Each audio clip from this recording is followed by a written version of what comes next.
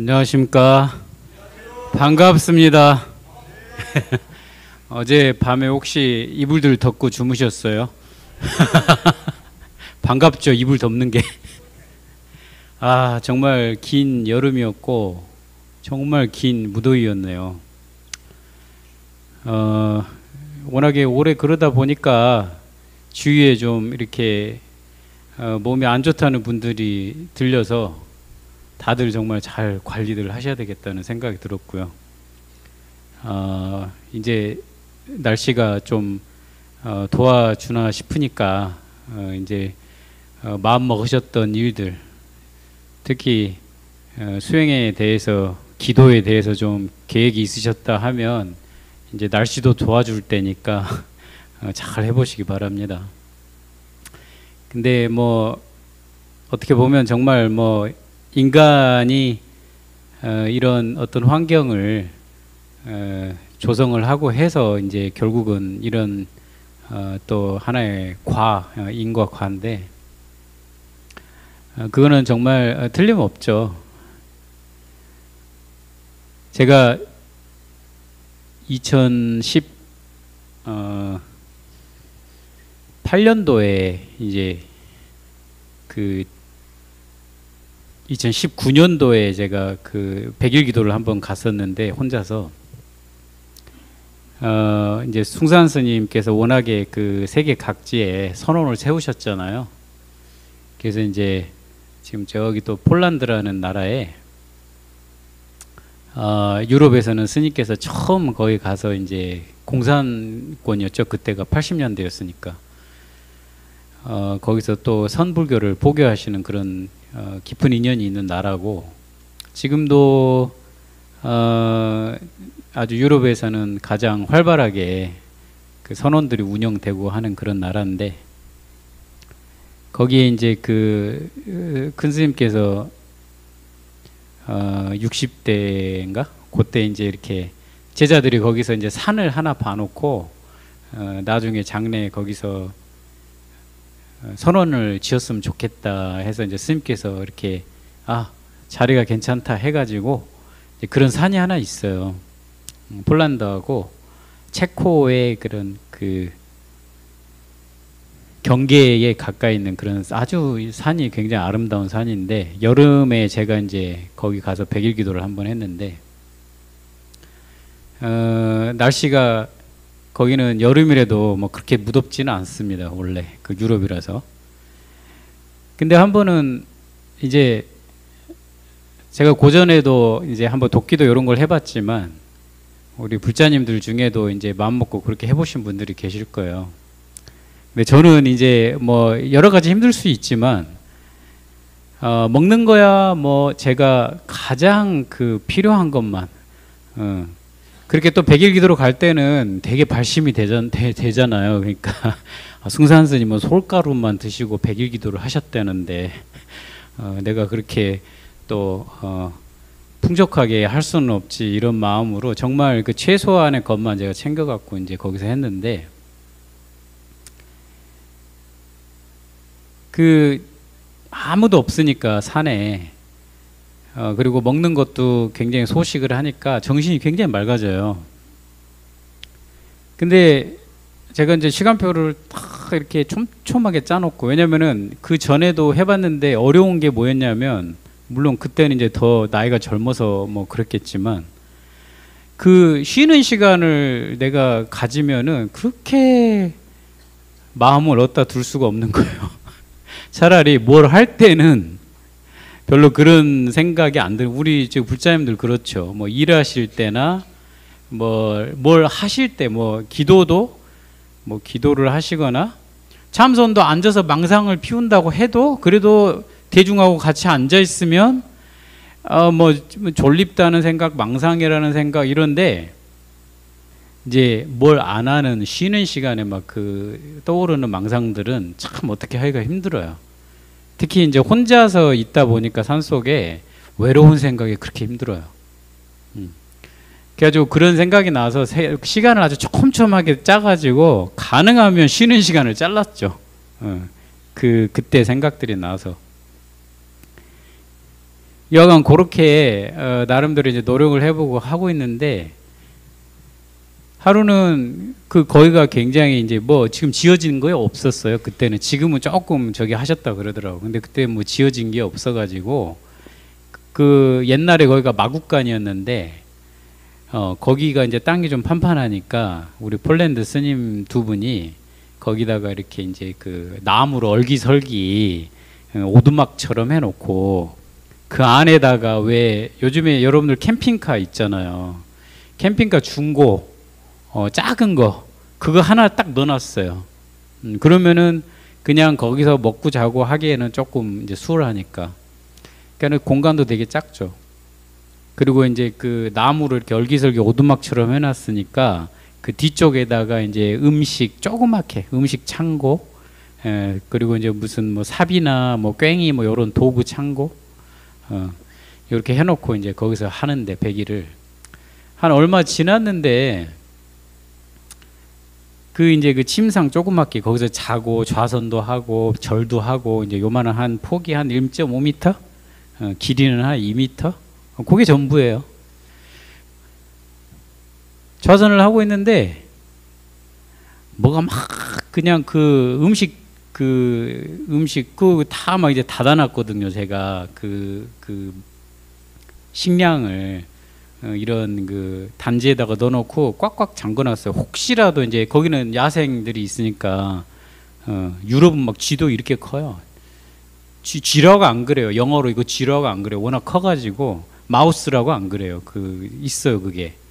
그런 것들이 사니까 그걸 싹 다 막 그 이렇게 돌려서 잠가놓고 그리고 뭐 이제 준비해간 식량 그 봉투 그 플라스틱 그게 이제 식량이 다 먹으면 그거 탈탈 털어가지고 이제 비닐에다가 모으고 이러고 있는데 하루는 좌선하고 가만히 앉아 있는데 그쪽에서 막 소리가 자꾸 들리는 거예요. 뭐 이게 그 비닐 포대를 막 타타타타 이러는 거예요.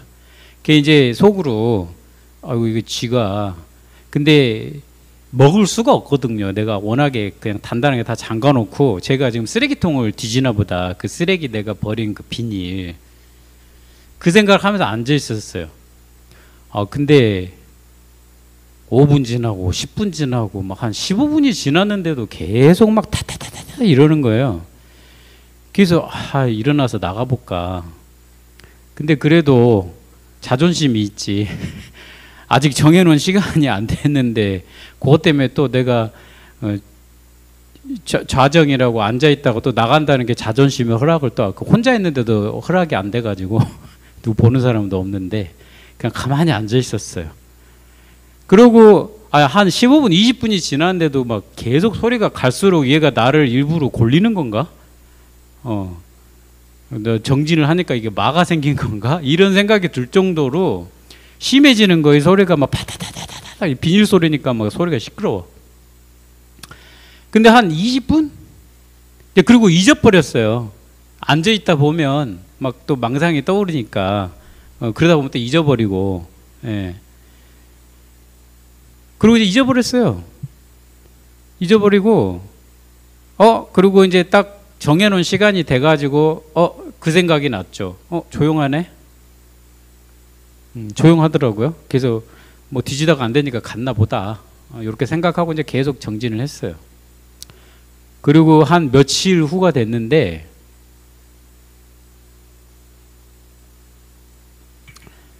비슷한 시간에 그때가 이제 저녁 이제 제가 막 저녁 기도하고 이제 좌선하고 있는 그런 시간이니까 약간 어스름한 그런 그 해가 느껴져요. 거기는 여름에 막 밤 8시까지도 떠 있어요. 앉아 있는데 뭐가 쏙 나오더니 그 제가 앉아 있는 침상이 지금 한 요 바닥 높이 정도 됐거든요. 딱 좌정하고 앉아 있는데 제 바로 앞에 한 2m 그 땅에 요만한 쥐새끼가 와가지고 움직이지를 않고 처음에는 제가 무시했어요. 근데 얘가 안 움직이는 것 같아. 그런데 보니까 나를 쳐다보고 있어요.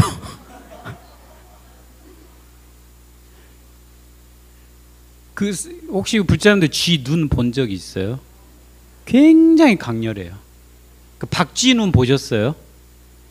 눈이 그러니까 그래서 축생이 되나 봐요. 그 어비 고양이 눈은 다 보셨잖아요. 뭔가에 완전히 갇혀 있어. 그 마음이 완전히 이렇게 그 하나에 그 집착된 마음처럼 이렇게 갇혀 있어요. 쥐눈 보면은 그래요. 아주 강렬하게 뭔가 또 이렇게 집착해 있어. 이 요만한 게 나를 뚫어져라 쳐다보고 있는 거예요. 그래서 그냥 가만히 있었어요. 그러더니 조금 있으니까 샤르르 그 내 침상 뒤로 돌아가. 가만 놔뒀어요. 그러더니 움직이기 시작하더니 얘가 막 그 약간 실성한 것처럼 막 소음을 내네. 그래가지고 뭐 그 옆에 박스가 있었는데 뭐 그 안에 들어가서 막 이러고. 그래서 이것도 시험에 들었다. 이거 일어나야 되나. 또다시 가만히 있었어요. 근데 이게 범상치가 않은 거예요. 그냥 애가 그러는 것 같진 않아. 뭔가 의도가 있는 것 같아. 저도 그때는 소식하면서 벌써 중반이 다 되어 50일이 다 되어가고 있었기 때문에 나름대로 이렇게 막 하니까 예민하고 마음이 굉장히 성성해 있을 때거든요. 근데 그냥 쥐가 그러는 것 같진 않아요. 마음에. 그래서 한번 박수를 크게 팍 쳤어요. 그때 얘가 놀래가지고 싹 도망가더니 조금 있으니까 다시 나와가지고 나를 또 뚫어지게 쳐다봐. 그 생각까지 했어요. 숭상큰 선생님 책 읽어보면 백일기도 목숨을 걸고 하실 때 별의 별 걸 다 보셨다고 그 처음에 이제 막 한 50일 넘어가는데 막 큰 불어인가 나오고 그 생각까지 들더라고요. 지금 이렇게 되는 건가? 속으로 좀 기분 좋기도 했어요. 왜냐하면 근데 얘가 아무튼 뚫어보는 게 이게 그냥 그 있는 일은 아닌 것 같더라고. 그 얘가 아무튼 나와가지고 한 4일을 그래요. 4일을 의도가 있어. 막 내가 앉아 있는데 어떻게든 방해를 하려고 하는 그런 느낌이에요. 그래서 무슨 일인가 하고 그냥 내비뒀어요. 그러고 조금 잊고 있었어요. 근데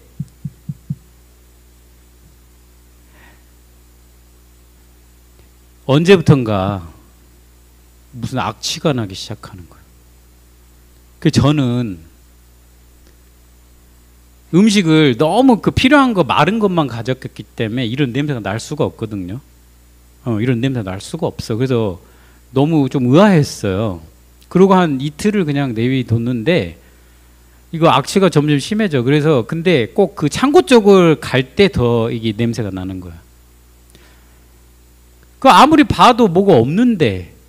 근데 어느 날 가가지고 제가 폴란드 그걸 뭐 렌탈이라고 그러거든요. 우리나라 말하면 콩 종류인데 요즘 우리나라도 팔 거예요.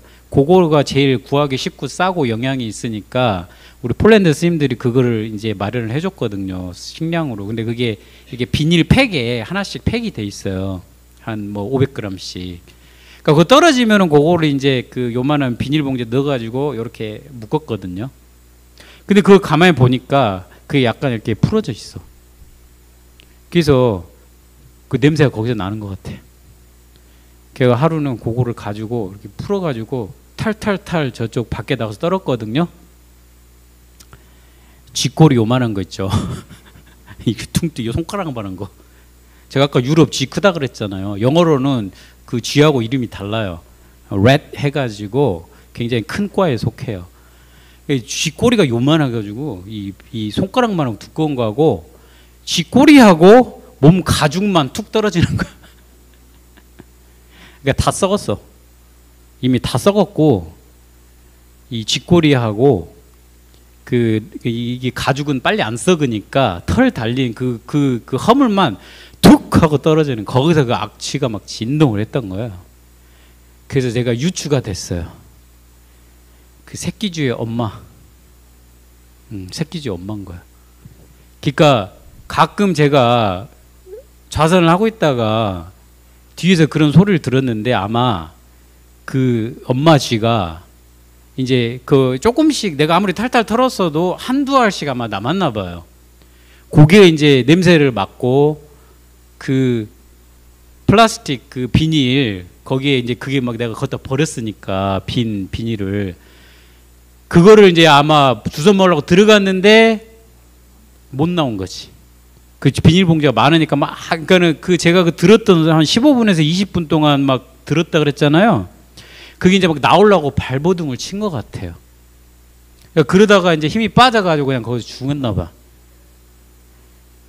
그 이제 새끼쥐가 이제 엄마가 이제 들어갔고 이제 안 나오니까 이제 죽은 걸 이제 얘는 알았는지 쪼록 나와가지고 저를 그렇게 뚫어져라 쳐다보고 그리고 막 좌선을 하고 있는데요. 그렇게 미친 애처럼 막 소리를 일부러 내고 막 다니더라니까요.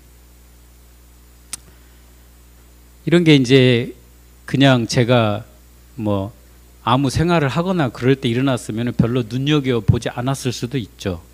근데 그때 거기 뭐 산에 조그만 그 오두막에 너무너무 단순한 그런 생활이었고 그러니까 저도 마음이 아주 그냥 그 연글대로 연글고 예민하고 하니까 그게 그냥 스토리처럼 싹 스치고 지나가는 거예요.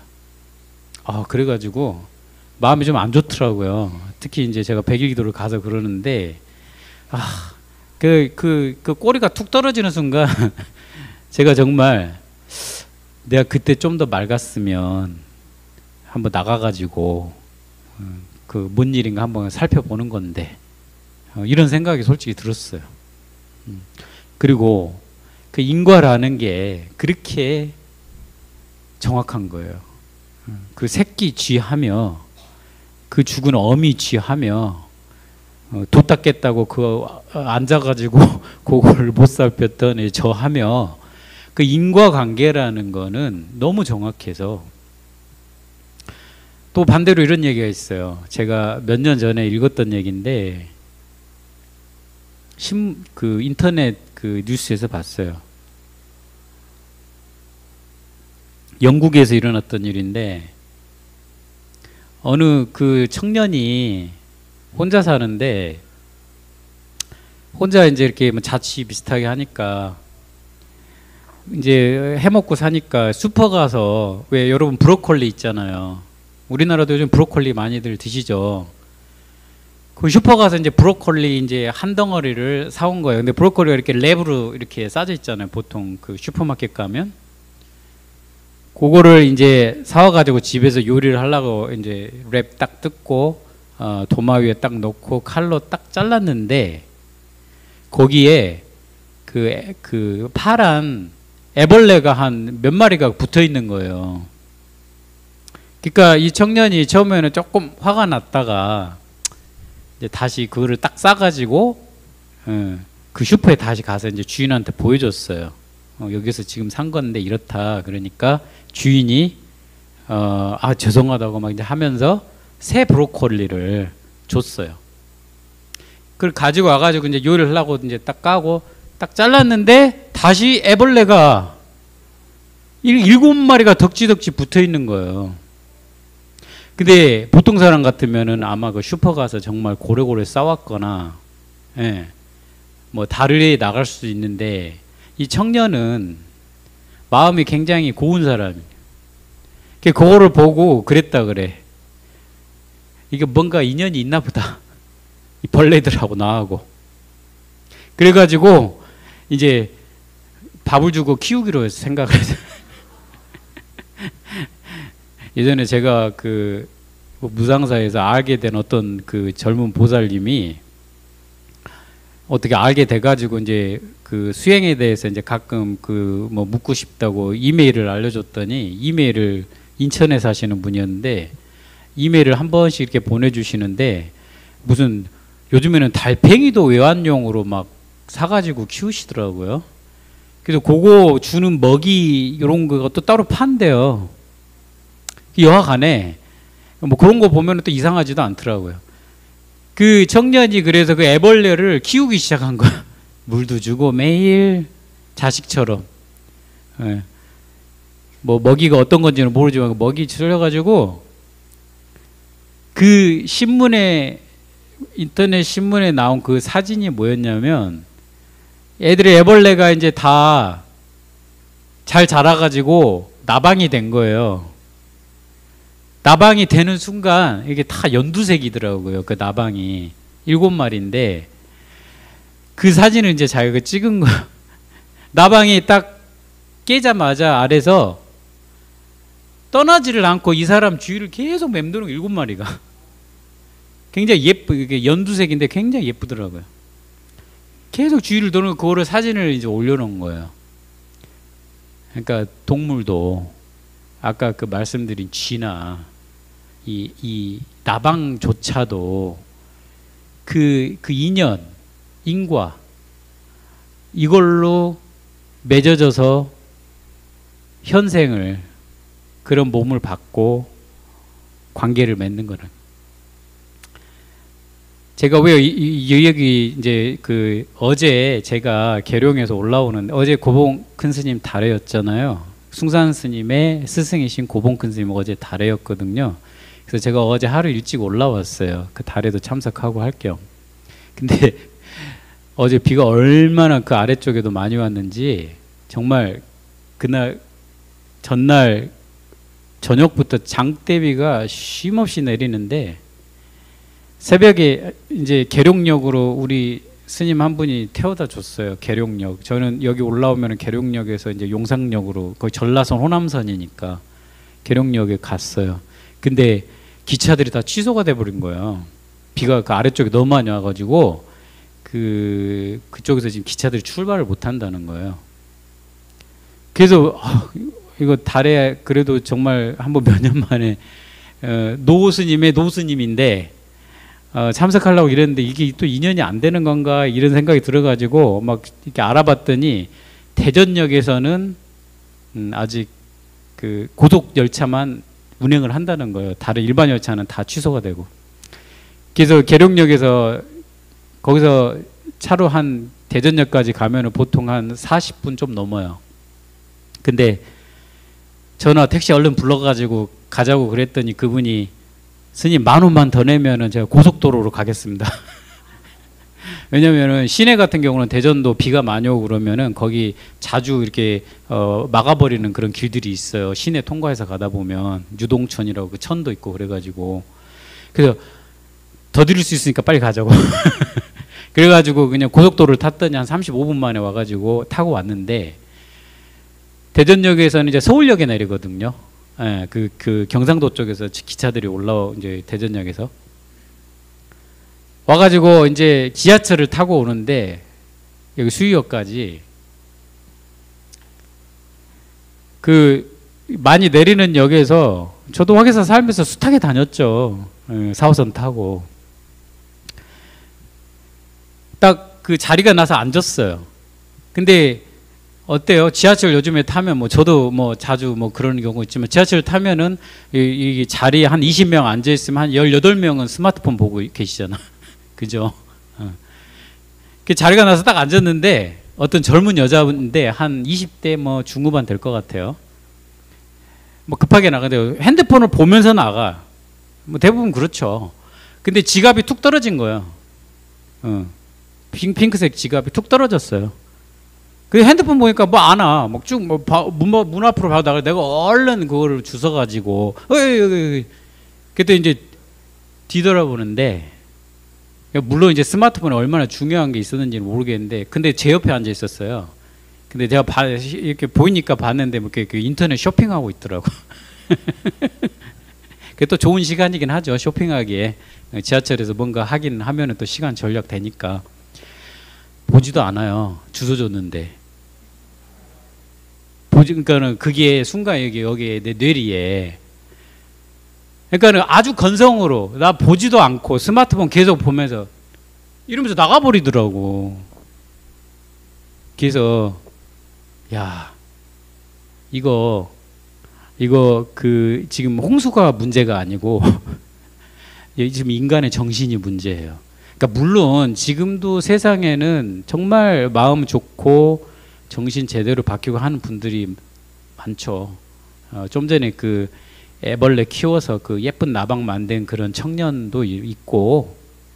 그런데 사실 옛날에 그랬어요. 옛날이 아니라 숭산 스님께서 처음에 그 미국의 70년대 초반에 그 이제 선 가르치러 가셨을 때 미국 제자들이 그런 질문들을 가끔 했다 그래요.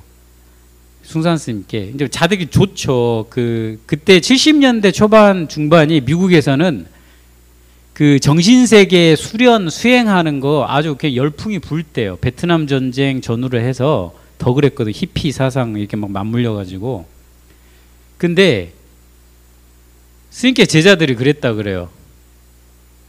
세상에 못 사는 나라도 많고 아프리카나 이런 데 가면 정말 굶주리고, 근데 미국은 지금도 그렇지만 그때는 더 정말 제일 잘 살고 강한 나라였거든요. 근데 왜 미국으로 오셨냐? 더 다른 나라에 도움이 필요하고 먹을 것조차도 없고 이런 나라들이 많을 텐데 왜 지금 그래도 아무튼 세계에서 제일 잘 살고 강한 나라인데 미국으로 왜 오셨냐 그랬을 때 스님께서 항상 그러셨다 그래요. 세상에는 두 가지 굶주림이 있다 이거예요. 두 가지 굶주림. 첫 번째는 육체적인 굶주림이에요. 말 그대로 음식이 없어. 지금 뭐 예를 들어서 북한이나 저 아프리카나 지금 전쟁이 일어나는 그런 나라들 음식이 없어서 굶주린 거 큰 문제죠. 그게 첫 번째 굶주림이고, 두 번째 굶주림은 이 마음의 굶주림, 정신의 굶주림. 근데 더 심각하게 중요한 게 뭐냐? 이 마음의 굶주림이라. 이 음식의 굶주림은 사실 음식이 뭐 부족해서 세상에 부족해서 지금 뭐 문제가 됩니까? 잘 사는 나라에서는 음식이 남아서 갖다 버려요. 갖다 버리고 태우고 낭비하고. 이게 음식이 없어서 지금 굶주리는 사람이 세상에 많은 게 아니에요. 이게 균형이 깨진, 균형이 안 되는 균형이. 뭐 때문에? 탐진치 때문에, 탐진치 때문에 이게 균등하게 안 가는 거예요. 그러니 진짜 문제는 어디에 있다? 마음에, 정신의 굶주림이 있는 거예요. 그런 사람들이 세상을 힘을 쥐고 있으면은 육체적으로도 굶주린 사람들이 많이 나오게 돼 있어요. 너무너무 많이 가지고 있는데 또 가지고 싶어. 통장에 돈이 집어넣을 때도 없는데도 또 돈 바라고 있어요. 그러니까 그리고 그걸 뭐 가지고 가요? 1원도 못 가져가잖아요. 근데 그 마음이 그렇다니까. 탐진치라는 게 끝도 없어요. 끝도 없다고. 그러니까 미국에 그 잘 살고 강한 나라인데 그 마음에 굶주린 사람이 너무 많다. 그 사람들을 깨워놓지 않으면은 음식이 부족한 이 굶주림 이거 해결이 안 된다. 그런 말씀을 하셨다 그래요. 어제 제가 그걸 보고 솔직히 좀 깜짝 약간 섬찟했어요. 지금 우리나라 젊은이들이 만약에 우리도 스마트폰 보고 어떨 때는 막 빠져있고도 그렇지만 그 자기 지갑이면은 얼마나 그게 생활에 중요한 거예요. 근데 그거를 진짜 모르고 나갈 뻔 했는데 그거 했으면은 그쵸? 사람 정신이면은 근데 뭐 쳐다보지도 않고. 더 내가 그거를 말씀드리는 이유는 이게 진짜로 지금 한국 사회에 만약에 자화상이 되고 가고 있으면은 진짜 문제가 큰 거예요. 언제 지금은 우리가 몰라요. 우리나라 너무 요즘에 잘 살고 정말 나만하고 이러기 때문에 잘 모르지만 언제 어떻게 될지 모르잖아요. 뭐 지금 유크레인이나 그 이스라엘 중동 사태나 지금 유럽도 물난리 나서 난리죠. 그 잘 사는 유럽도 뭐 그렇게 될 줄 알았습니까? 한순간에 그렇게 되는 게 인생이라고 맨날 우리는 경에 배우잖아요. 근데 그렇게 되면은 근데 그런 거는 다 인과가 있다 이거죠. 다 인과가 있어요. 다 그럴 만한 원인이 있어서 지금 이런 이유들이 생겨나는 거죠. 그러니까 이거는 피해 갈 수가 없는 건데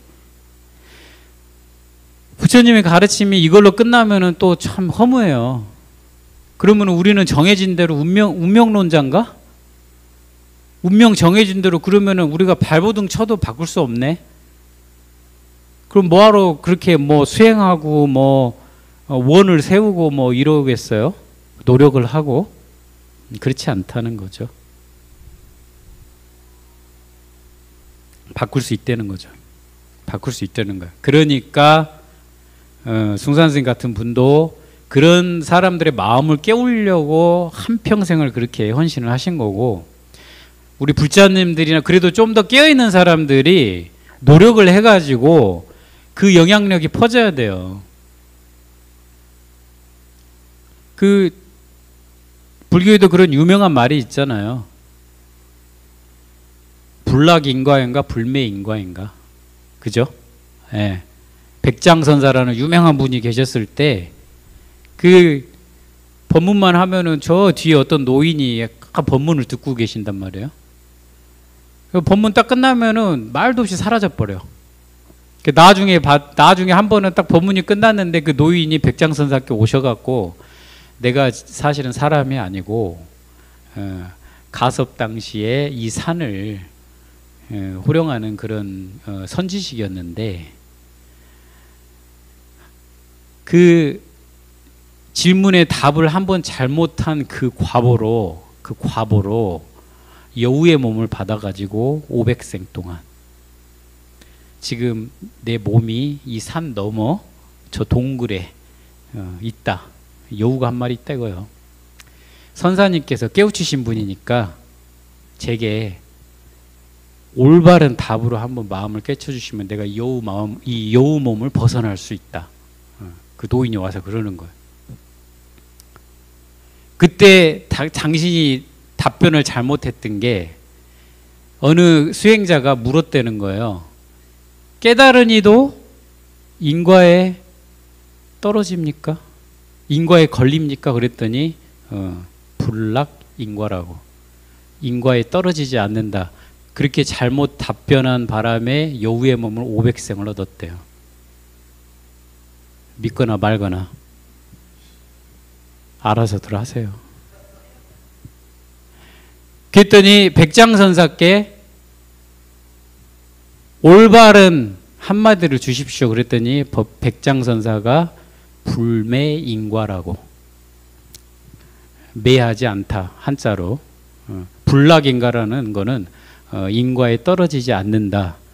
불매인과라는 거는 인과에 매하지 않는다. 인과는 분명하다. 그러니까 인과에 떨어졌다 안 떨어졌다라는 그런 말씀을 하신 게 아니에요. 그리고 이제 그 얘기가 계속되죠. 그와 동시에 그 노인이 여우 몸 생애를 마치고 저 산 뒤에 가시면 동굴에 여우 시신이 하나 있을 테니까 저를 스님들 다비하듯이 좀 다비를 좀 해주십시오 하고 사라졌어요. 그 노인이. 그랬더니 백장선사가 나중에 대종을 울리고 제자들을 갔더니 그 여우 몸이 있어서 다비를 해줬다는 얘기가 있죠. 공부를 수행을 열심히 하시면은 업을 바꿀 수가 있어요. 업을 바꿀 수가 있다고. 사람이 태어날 때 몸 육체는 어머니 하고 탯줄로 연결이 돼 있어서 모든 영양분과 호흡 일부까지도 글로 다 통해서 한단 말이에요.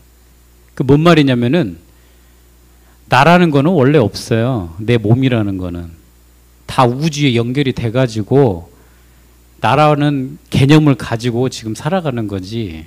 그 탯줄이 끊기는 순간 다 이게 나다 저게 나다 이제 생각들이 일어나기 시작해가지고 원래 우주하고 실체가 다르지 않다는 그 지점을 까마득하게 잊고 살아가요. 그러면은 인과에 자꾸만 떨어지든지, 예? 매하든지 해가지고 제가 어제 그 지하철에서 만난 그 처자를 개인적으로 나무라는 게 아니고 그런 상황에 매하게 되면은 자꾸 이제 자기 업이 하나 둘씩 생기는 거예요. 제가 아까 처음에 얘기할 때 동물들 눈이 너무너무 강렬하게 뭔가에 갇혀 있다 그랬잖아요. 상황에 받지를 못하면 사람이 자꾸 매해가지고 내가 좋아하고 싫어하는 거에 완전히 갇히게 돼요. 그러면 이제 축생몸을 받게 돼요. 상황을 못 보게 되면. 그러니까는 요즘에는 그리고 이런 얘기 하면은 특히 젊은 세대들이 싫어해요. 왜냐면은 기분 별로 안 좋거든요. 근데 현실을 직시하지 않으면은 이런 문제는 언젠가는 부닥치게 돼 있지 않습니까? 예, 그래서 몸이 성하고 마음이 좀 여유가 있을 때 사실은 닦아야 돼요. 그거 다 지나고 나서 이제 나중에 꼭 해보려고 그러면 이제 그때는 여러 가지로 쉽지 않죠. 어머니하고 탯줄로 우주하고 연결이 돼 있다고 끊기는 순간 우리는 그 실체 자리를 정말 잊고 사는 거죠. 선가에서는 사여라 그래요. 사여. 한자로 사여법이라 무여, 이려, 여여, 직여 이렇게 이제 이론적으로 정립을 해놨어요. 예. 숭산스님께서 많이 이렇게 그 법문을 하셨던 대목인데 그 무여자, 없을 무자, 그러할 여자, 아무것도 갖다가 붙일 수 없는 거기, 생각 이전의 자리, 거기를 무여라고 이름을 붙여놨어요. 아무것도 붙일 수가 없으면 어떻게 돼요? 나라는 게 없어요.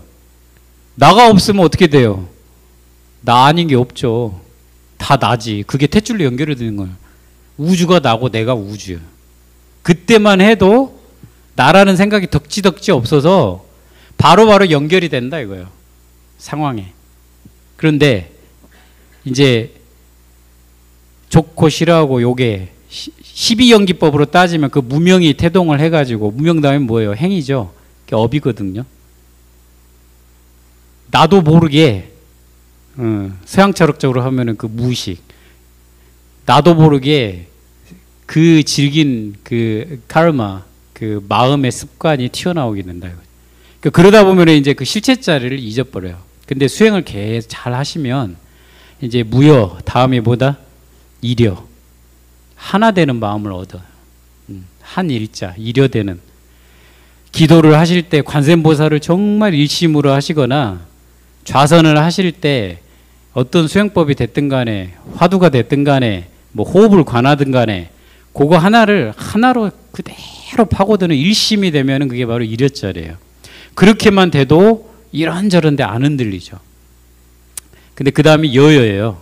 수행을 돌곧게 해서 그 이려자리가 확고해지면 그 순간에 보면은 그거 자체가 진리고, 그 순간에 들으면은 듣는 거 그거 자체가 진리고, 그 순간에 냄새 맡고 만져지고 생각하는 것, 안이비설신이가 있는 그대로 진리가 있는 그대로, 바닥은 노랗고 선풍기는 웽거리고, 예. 그거를 여여자리라고. 여여. 직여. 사여 중에 이제 마지막인데, 직여는 그 상황에 하늘이 파랗고 저 나무가 푸르고 이거를 웬만한 사람은 다 알죠. 그런데 우리가 봐도 그렇게 못 보고 또 그냥 볼 줄만 알았지 그거를 지혜롭게 수용을 못하면 또 그것도 정각은 아니라는 거죠. 그래서 직여라는 거는 바로 지금 이 순간에 내 상황, 저는 지금 법문을 하고 있고 우리 불자님들은 듣고 계시고 또 관계 저는 오늘 일요법회 법사로 와 있고 우리 불자님들은 지금 청취를 하고 계시고 그 다음에 기능 그럼 이때 뭘 할 건가 이 세 가지 것이 자연스럽게 분명해진다는 그게 직역자래요. 그러면은 무여, 이려, 여여, 직여 이해는 다 되는데 그 중에 어떤 게 최고로 높은 도입니까?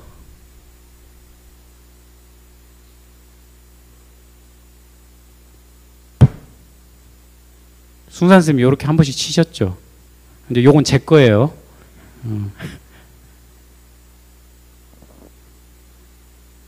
그래서 이제 답은 안 드리고 그 이제 자리가 순간순간 성성해져야 아까 말씀드린 제가 뭐 그 여러 가지를 말씀드릴 수 있지만 그래도 화계사고 숭산스님께서 주석하시면서 가르치셨던 곳이니까 그래서 선적으로 조금 그 갈무리를 해드린 거고 그 순간순간에 마음이 성성하고 그래야 그 아까 말씀드린 그 인과법 그 인과법에 매이지 않고 자애로운 마음으로 그리고 정말로 내가 남이 원래 다르지 않다는 그 마음으로 살아가시면 하물며 내가 지금 어떤 이유로 해서 이런 삶을 산다 하더라도 언젠가는 그거를 내가 서원하는 방향으로 바꿀 수가 있다는 거죠. 그래서 그런 식으로 잘 수행을 해 나가시기를 바라겠습니다. 감사합니다.